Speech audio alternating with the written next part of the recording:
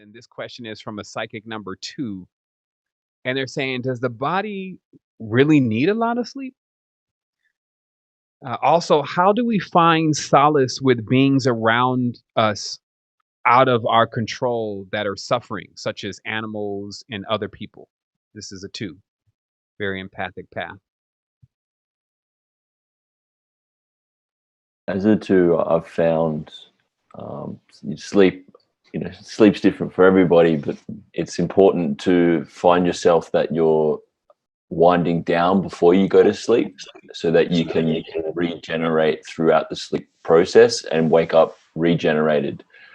So that kind of, I feel, answers that. You might be naturally wired to not be having that much sleep, but just how you feel in the body. Are you hydrated? Are you clear? Are you being able to operate at that level that feels good for you?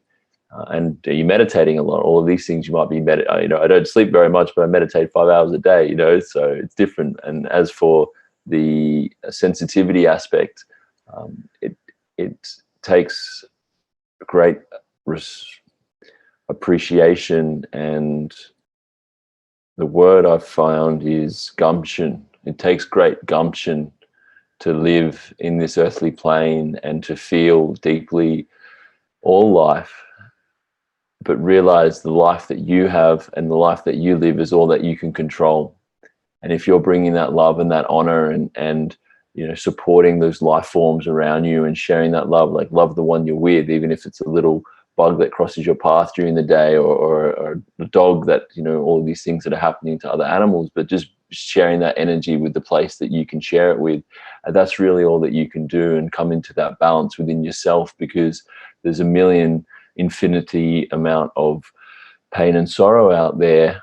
But the key for you is to rise above that and to have that compassion and that stable foundation within yourself, that you can continue to bring that love out within yourself in the way that you can control wholeness. I wanted to add about sleep, and number 2s is that this number is a moon number, right? And so I know myself as a 4, which is a north node of the moon, my sleep pattern very much changes depending on the moon phase that we're in. So if you are having some sleeping, what you're viewing as a disruption, you may want to take a look at the phases of the moon and notice if there's any correlations for you, and to prepare yourself every month maybe for this dynamic. Because I do believe everybody is a little different. It's depending on what you're doing each day.